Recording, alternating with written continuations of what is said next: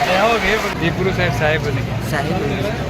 ये देवपुरु साहिब है भजन गायक और बहुत अच्छे भजन गाते हैं ये। आज इनसे परमात्मा के दया से आज इनसे मुलाकात हुई। साहिब बंद जी, आज साहिब का सत्संग है और बारिश भी भयंकर आ रही है। अभी आप देख रहे हैं कि बारिश आ रही है बहुत तेज।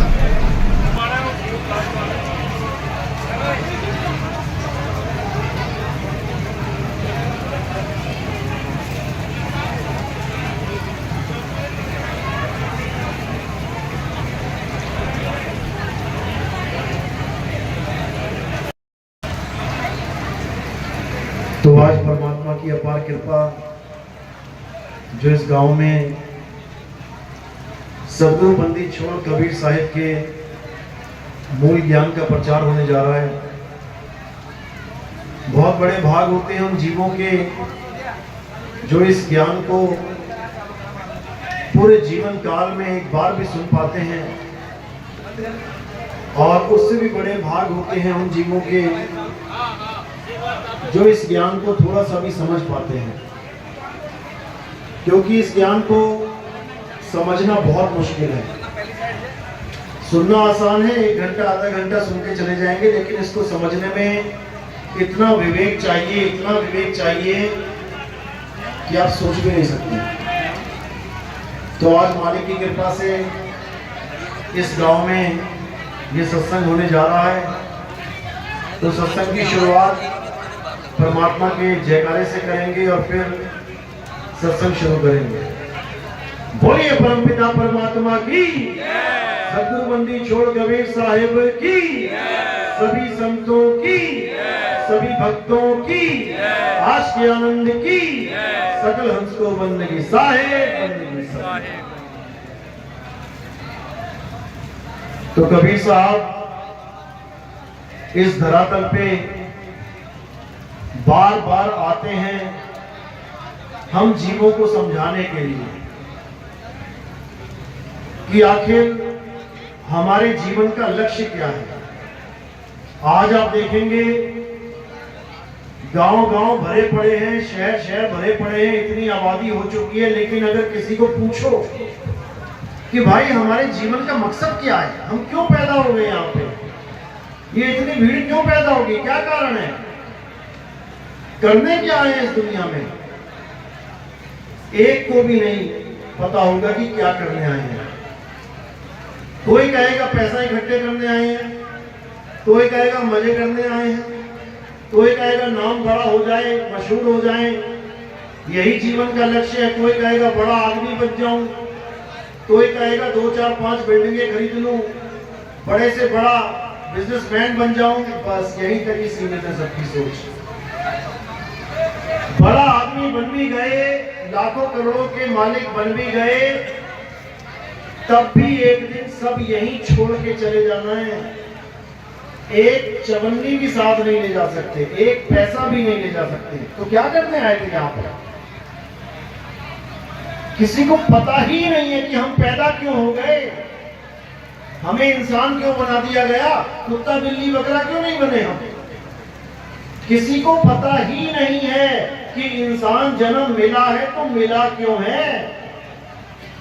बस जिए जा रहे हैं, रोज सुबह उठ रहे हैं, खाना खा रहे हैं, काम पे जा रहे हैं, वापस आके सो जा रहे हैं। हो गया एक दिन, वही दूसरा दिन, वैसा ही तीसरा दिन, करते करते सारी उम्र काट दी, बूढ़े हो गए, मरने वाले हो गए, लेकिन आज तक यही समझ में नहीं आया कि मैं करने क्या आया था।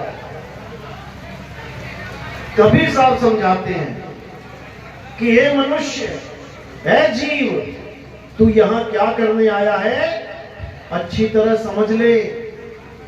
तू यहां पर इस भव बंधन को, इस बार बार जन्म और मरण के चक्कर को खत्म करने आया है। इंसानी चूल्हे में इंसान जन्म जिसको मिल जाता है, उसके पास एक सुनहरा अवसर आ जाता है इस जन्म मरण को खत्म करने का। अगर इंसान जन्म नहीं है तो ये 84 लाख में जाना पड़ेगा, फिर अवसर नहीं मिलेगा।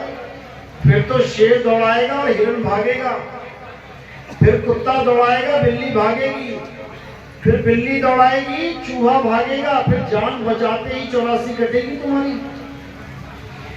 वहां कोई कोर्ट कचहरी नहीं है कि 4 शेरों ने एक हिरण को पकड़ लिया तो FIR दर्ज हो रही है, कोई ना पूछने वाला। जंगल छोड़ो, शहरों में देख लो, कसाई के दरवाजे पे 4 बकरे बंधे हुए हैं, कोई पूछने वाला नहीं है कि क्या हाल है तेरा, आज तेरी मौत आने वाली है। ऐसी दुर्गति हो जाएगी 84 में चले गए तो। इसलिए कबीर साहब समझा रहे हैं जीव को कि 1,84 भटक के अब पांव पे अटके आए, और अब की पासा ना पड़ा तो फिर 84 जाए। पासा यानी अगर अब की बार भी बाजी हार गया तो मेरे भाई वापस किसी बकरी के, किसी गाय के, किसी शेरनी के, किसी हथिनी के गर्भ में जाना पड़ेगा, जैसे इस बार तुम अपनी माता के गर्भ में आ गए। ये जो तुम्हें शरीर मिला है, ऐसा शरीर क्यों मिला है? क्योंकि तुम्हारे माता और पिता का ऐसा शरीर था। अगला जन्म अगर बकरी की गर्भ में चले गए तो वैसा शरीर मिलेगा जैसे बकरा बकरी का है। 2 सींग मिल जाएंगे, पूंछ मिल जाएगी, और पत्ते खाते फिरोगे। तो इसी को समझाया जा रहा है कि 84 से बचना है तो इस इंसान जन्म का, इसकी गुणवत्ता को जान लो, इसकी महानता को जान लो। बड़े बड़े देवी देवता भी इस इंसान जन्म के लिए तरसते हैं कि हमें भी इंसान जन्म मिल जाए, हम भी कोई गुरु धारण करके भक्ति करें और मुक्ति प्राप्त करें। गुरबाणी कहती है इस देही को सिमरे देव, और सो देही कर हर की सेव। कि देवी देवता भी तरसते हैं कि हमें एक बार इंसान जन्म मिल जाए। अरे भगवान विष्णु भी इंसान बन के आए हैं, इतनी महान है ये इंसान जन्म योनि, लेकिन हमें इसकी कदर ही नहीं है। क्यों कदर नहीं है? क्योंकि एक राक्षस है। आपने राक्षसों के नाम सुने होंगे। सतयुग में कौन राक्षस थे? हिरण्याकश्यप। त्रेता में कौन सा राक्षस था? रावण। द्वापर में कौन सा राक्षस था? कंस।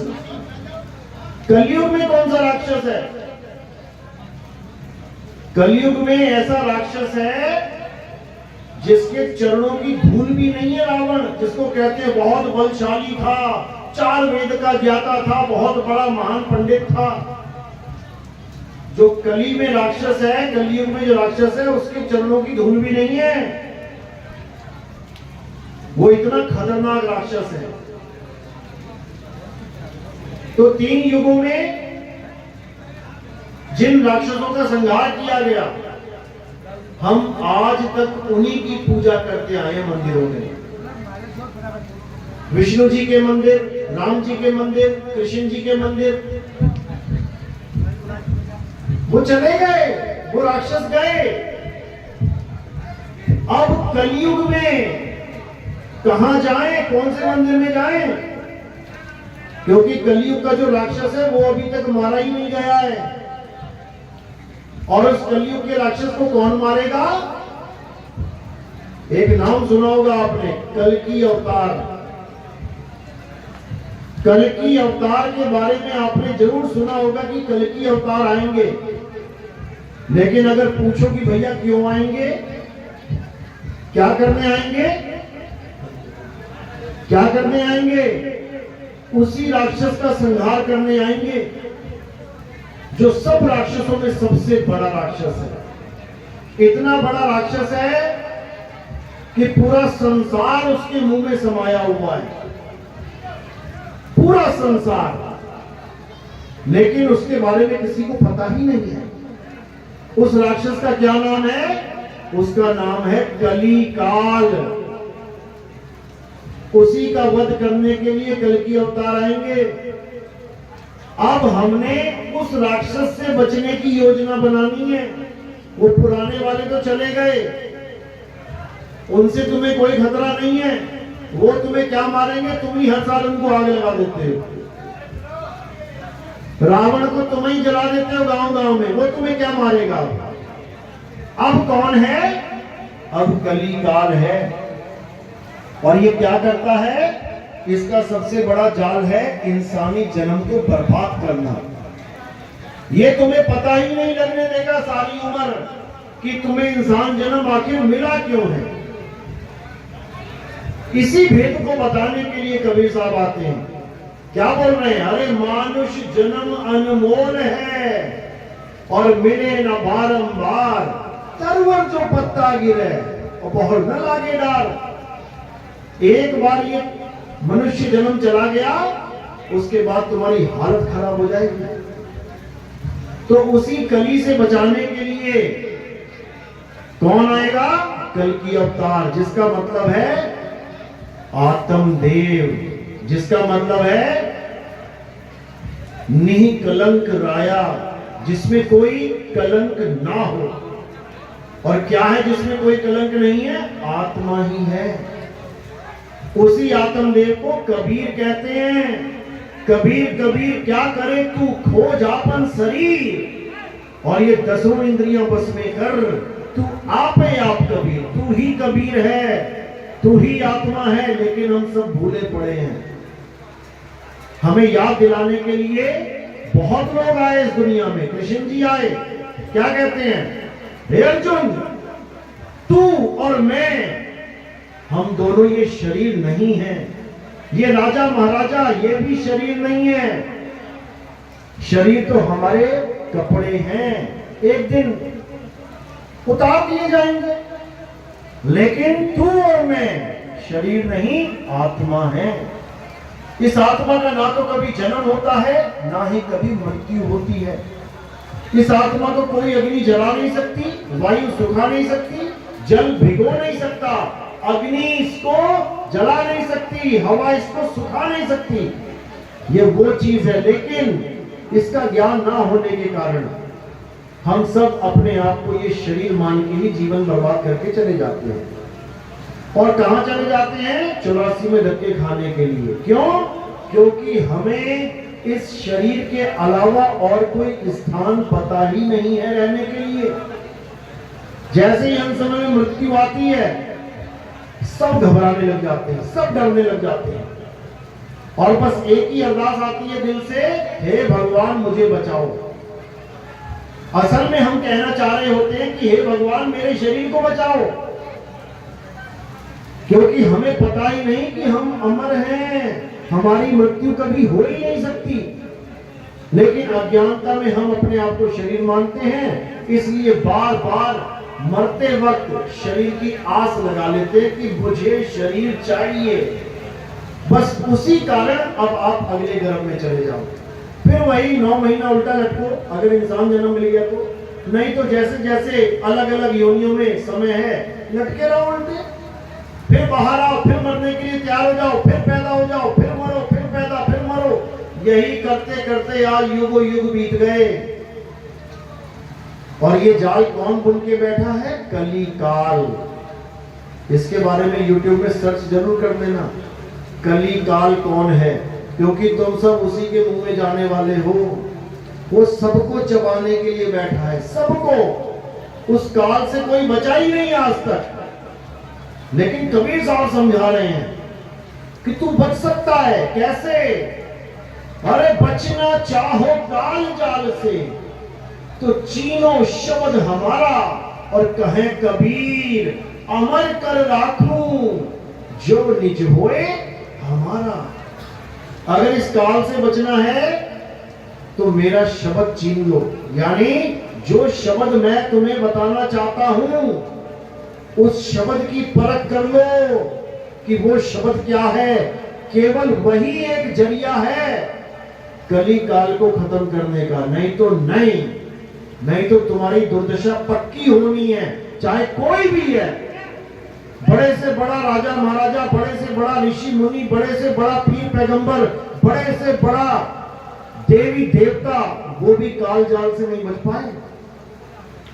लेकिन एक ही तरीका है, और वो है शब्द को छीनना। शब्द क्या है? लोग कहते हैं भगवान को पाना है मृत्यु से बचना है तो नाम जपो, बिल्कुल गलत है। कबीर साहब कहते हैं नाम बिल्कुल मत जपना। नाम जपने का मतलब ऐसा हो गया जैसे तुम्हें प्यास लगी है और कोई तुम्हें कह रहा है कि पानी पानी का नाम जपो। तुम सारी उम्र नाम जपते रह जाओगे लेकिन तुम्हारा गला गीला नहीं होगा। क्या प्यास बुझेगी पानी पानी जपने से? पानी पीने से प्यास बुझेगी, लेकिन पानी है कहां ये किसी को नहीं पता। इसीलिए साहिब समझा रहे हैं, मोको कहां ढूंढे रे बंदे, मैं तो तेरे पास में।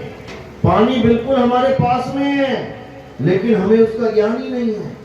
जो भी कोई महात्मा संत महात्मा आ रहा है उससे पूछ रहे हैं भैया परमात्मा कैसे मिलेगा गुरुजी, तो क्या बोल रहे हैं? नाम जपो, नाम जपो, नाम जपो। अरे पानी पानी 100 साल जपते रहो, पानी मिलने वाला नहीं है। इसलिए साहिब ने निवेड़ा कर दिया, मोको कहां ढूंढे रे बंदे, मैं तो तेरे पास में। ना मैं जप में, ना मैं तप में, और ना एकांत निवास में। ना मैं जप में, तुम सारी उम्र राम राम राम राम राम करते रहो, सारी उम्र राधे राधे करते रहो। मुसलमान है तो सारी उम्र अल्लाहू अल्लाहू करते रहो। सिख है सारी उम्र वाहिगुरु वाहिगुरु करते रहो। कबीरपंथी है सारी उम्र सतनाम सतनाम जपते रहो, कल्याण होने वाला नहीं है। अब कल्याण कैसे होगा? पहले तो नाम जपना छोड़ दे।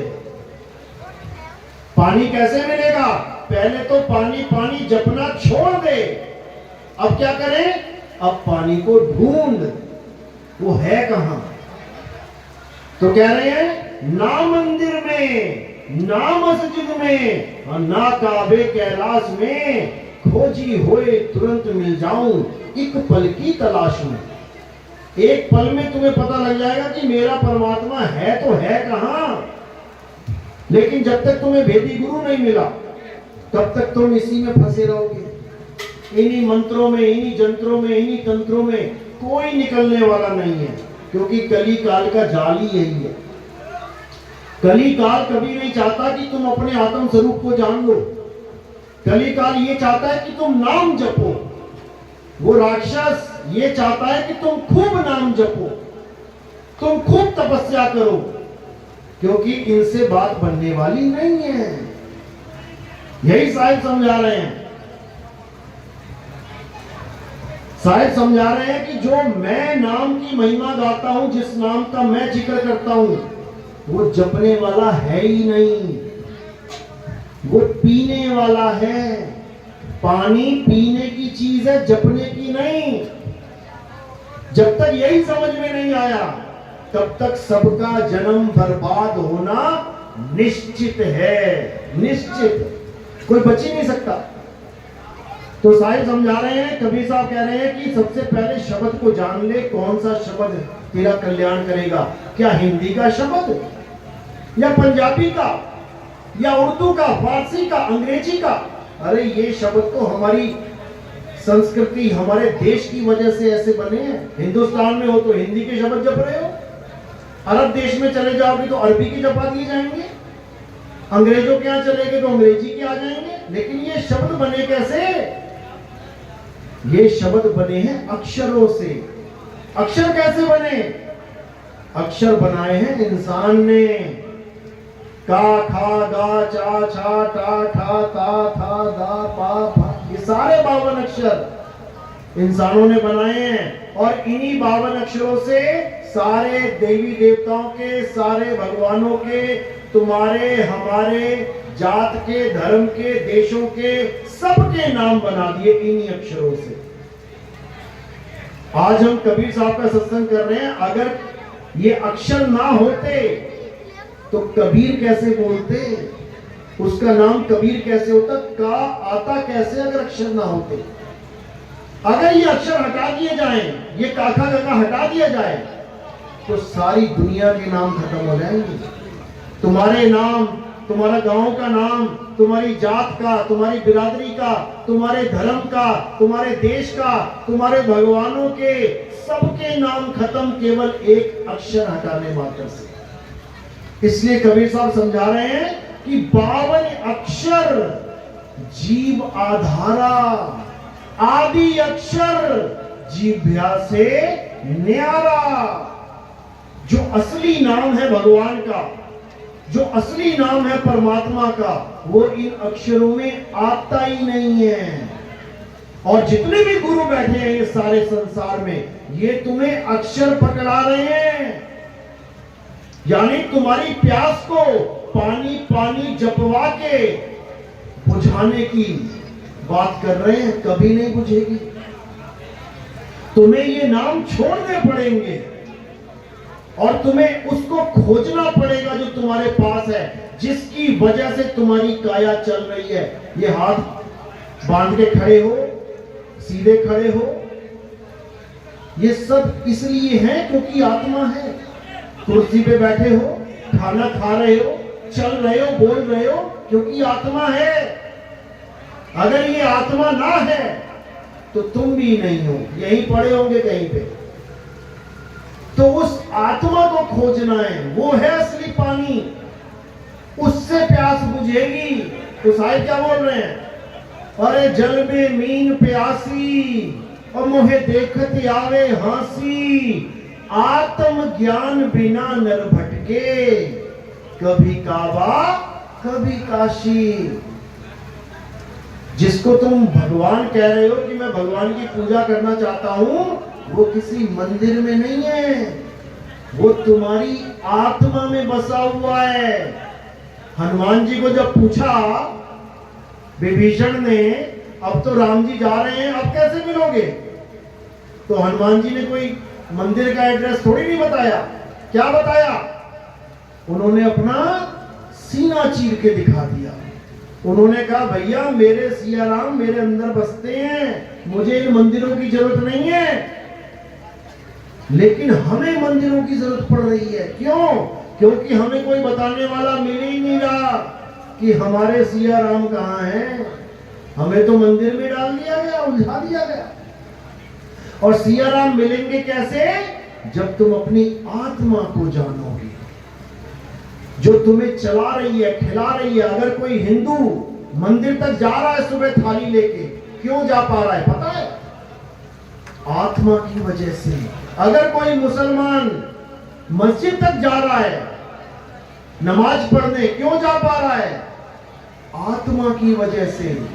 अगर कोई सिख ईसाई अपने अपने तीर्थ स्थानों पे जा रहे हैं, क्यों जा पा रहे हैं? आत्मा की वजह से।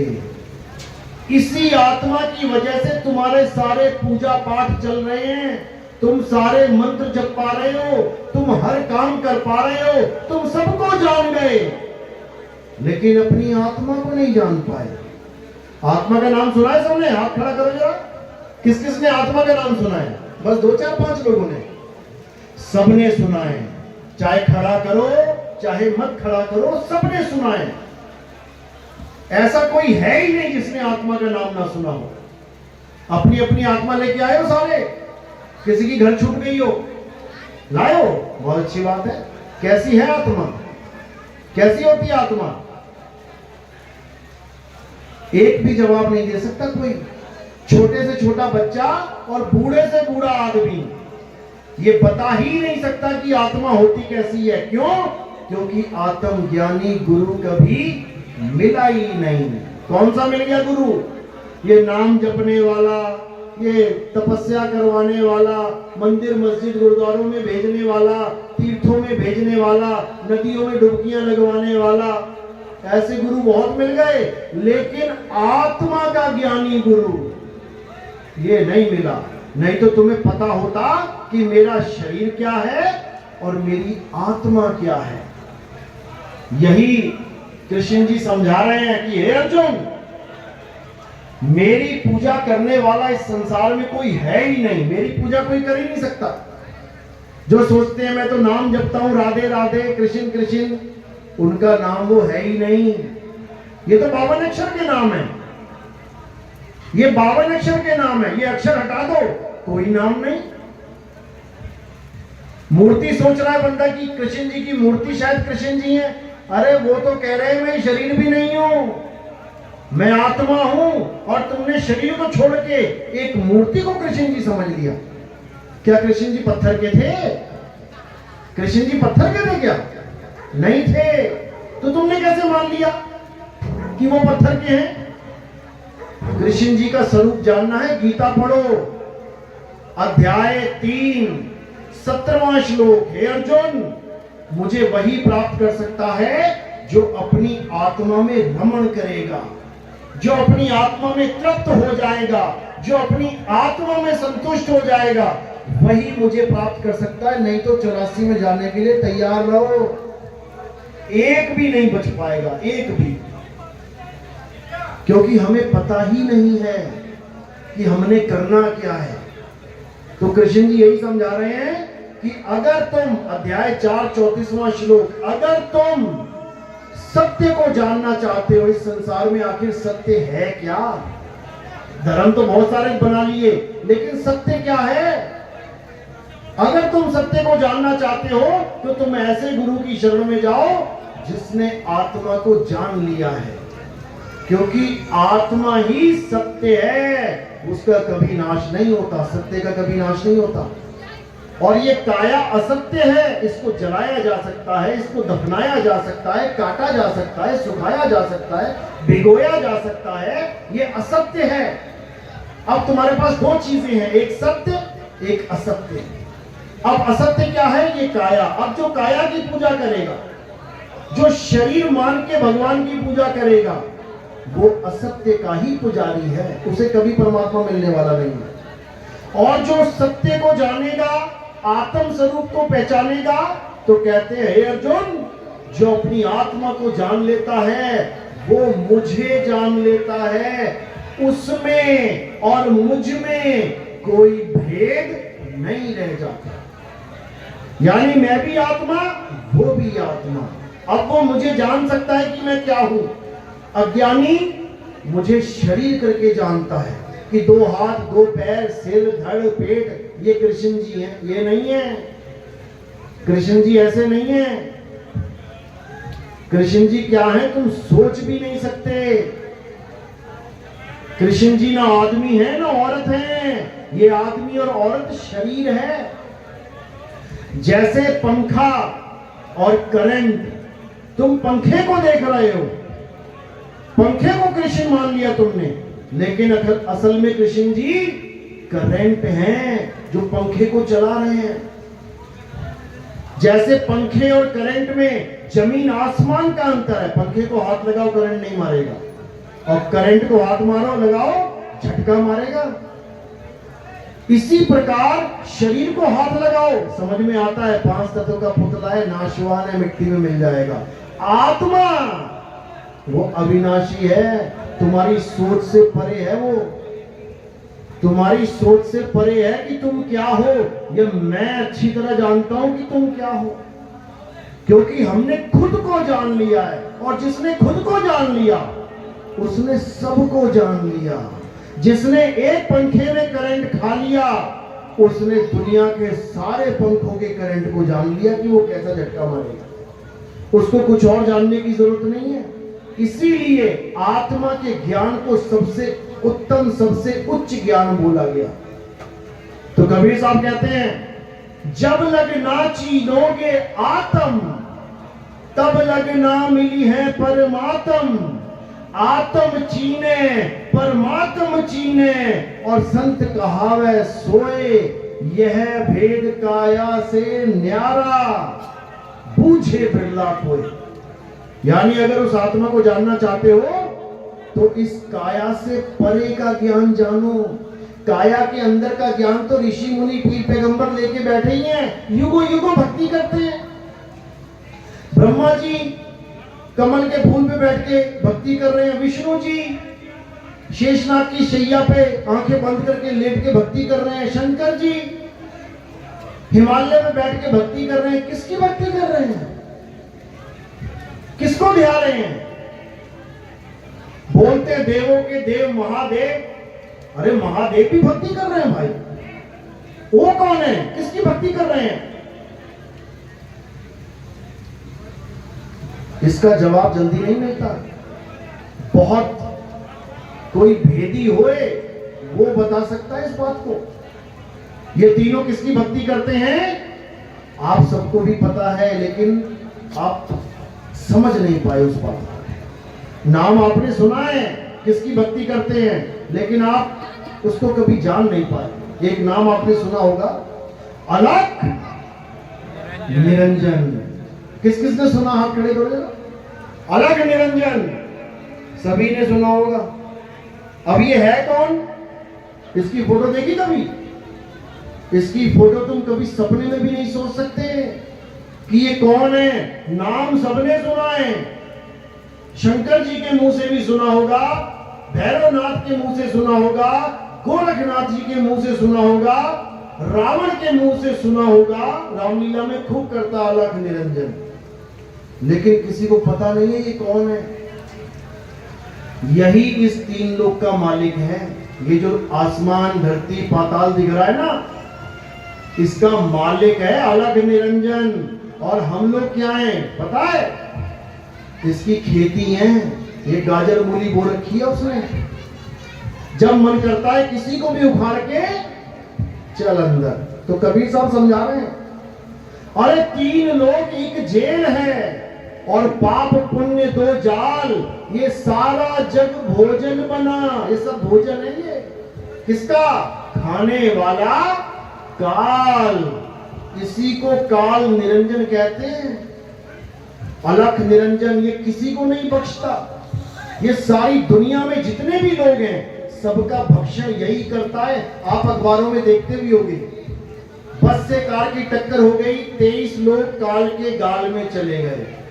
पड़ा होगा कई जगह, काल के मुंह में चले गए। कौन है ये काल, कौन है ये वो है जिसने सबका नंबर लगाना है, बचेगा ही कोई नहीं। भोले शंकर की जो बीवी थी सती, उस तक को नहीं बख्शा गया। भोले शंकर महामृत्युंजय मंत्र मारते रह गए, जीवित हो गई क्या? नहीं जीवित हो पाई। 6 महीने लेके घूमे वो। विष्णु जी को बुलाया गया, विष्णु जी आ गए, विष्णु जी भी जीवित नहीं कर पाए। तब जाके उन्होंने उसके 9 टुकड़े कर दिए। वो है अलख निरंजन, किसी को नहीं बख्शता। वो चाहे तो गणेश जी को जिंदा भी करवा दे। गणेश जी की भी गर्दन कट गई थी, शंकर जी ने उसको जिंदा कर दिया। क्यों उसको कर दिया और उसको नहीं कर पाए? कारण अलख निरंजन। वो चाहे तो गणेश को जिंदा करवा दे, वो ना चाहे तो कोई सती को जिंदा नहीं कर सकता। समझ लो अच्छे से। वो चाहे तो अर्जुन के एक एक तीर से हजारों लोग मरवा दे, और वो चाहे तो भील ही अर्जुन को लूट के लेके चले गए थे, एक तीर ना मार पाया। समझ लो अच्छे से। तो यही वो अलख निरंजन है जो सबसे बड़ा राक्षस है। अब इसी से बचाने के लिए कबीर साहब का शब्द है, कहते अलख निरंजन सकल शरीरा, तामे भ्रम भ्रम रहल कबीरा। ये अलख निरंजन कौन है? ये जितनी तुम्हें काया दिख रही है ना, शरीर, यही है अलख निरंजन। उसका अपना कोई शरीर नहीं है, वो तुम्हारे शरीरों में वास करता है। एक एक शरीर अलख निरंजन का है। और ये गीता में दिखाया भी है। जब अर्जुन को विराट रूप दिखाया जाता है तो एक 6 फुट के कृष्ण, एक 6 फुट के कृष्ण जी जब बड़े हो गए तब क्या दिखाई दिया? वहां पे हजारों लाखों करोड़ों शरीर आ गए, अलग अलग चेहरे आ गए। इतने चेहरे आ गए कि अर्जुन के हाथ कांपने लगे कि महाराज ये कौन है, कौन हो आप? अध्याय 11 32वां श्लोक पढ़ना। 11 32वां श्लोक क्या कहते हैं? हे अर्जुन, मैं इस सारे संसार को खाने वाला काल हूं। मैं ही हूं वो जिसके मुंह में सब जाएंगे, चाहे कोई धार्मिक है, चाहे अधर्मी है, चाहे कोई बुरा आदमी है, चाहे अच्छा आदमी है, चाहे कितना पुण्यकर्मी है, चाहे कितने ही पाप कमाए, सबने जाना है। अर्जुन गवाही दे रहा है इस बात की कि महाराज जितनी भी अधर्मी पार्टी है, ये कौरवों की सेना, ये सब आपके मुंह में जा रहे हैं और हमारे महायोद्धा भी आपके मुंह में जा रहे हैं। अरे आप तो धर्म की स्थापना करने के लिए आए हो, धर्मियों को तो मत मारो, सबका सफाया किया जाएगा। तो उसी निरंजन से बचने के लिए हमारे पास केवल एक ही फॉर्मूला है और वो है सतगुरु कबीर साहब का शब्द। और वो शब्द जिसको सार शब्द कहते हैं, तो साईं बीजक में कह रहे हैं सार शब्द कहीं बांची हो, मानो एतबारा अक्षर पुरुष एक पेड़, अलख निरंजन वाकी डारा। अच्छे से समझ लेना, कह रहे हैं अलख निरंजन से बचने के लिए केवल शब्द की महिमा चलेगी। वो केवल शब्द के आगे नतमस्तक हो सकता है, मंत्रों के आगे नहीं। कि कोई नाम जपा दे, अडोल नाम, अबोल नाम, अकह नाम, फलाना नाम, ढिकाना नाम, इससे कुछ होने वाला नहीं है। अरे ऐसा कोई मंत्र दुनिया में नहीं बना जो एक कुत्ते को भगा दे। तुम किसी भी बाबा जी से कहना कि बाबा जी मुझे ऐसा मंत्र दे दो कि गली के जितने कुत्ते हैं मेरे मंत्र बोलते ही भाग जाएं, दिखा दो अगर हो तो यमराज कैसे भागेगा? नहीं भाग सकता। इसलिए साहिब कह रहे हैं बचना चाहो काल जाल से तो चीनो शब्द हमारा। जिसने उस शब्द को छीन लिया, आत्मज्ञान को छीन लिया, समझ लो कि अब कल्याण हो जाएगा। तो ज्यादा समय ना लेते हुए, क्योंकि आज प्रोग्राम दीप जी का भी है, तो आज का सत्संग यही समाप्त करते हैं। और हमारा सत्संग YouTube चैनल कहत कबीर सुनो भाई साधो नितिन दास, आप टाइप करेंगे आ जाएगा, या आप सीधे लिखिए नितिन दास के सत्संग, तो आपको सत्संग डिटेल में मिल जाएंगे। आपको समझ में आएगा कि आपका जीवन का लक्ष्य क्या है। ऐसे बर्बाद मत कर देना जीवन, बड़ी मुश्किल से मिलता है ये। चलो, तो आज का सत्संग यही समाप्त करते हैं। बोलिए सतगुरु बंदी छोड़ सतगुरु सत्य कबीर साहिब की सदा ही जय हो। साहिब बंदगी सतगुरु।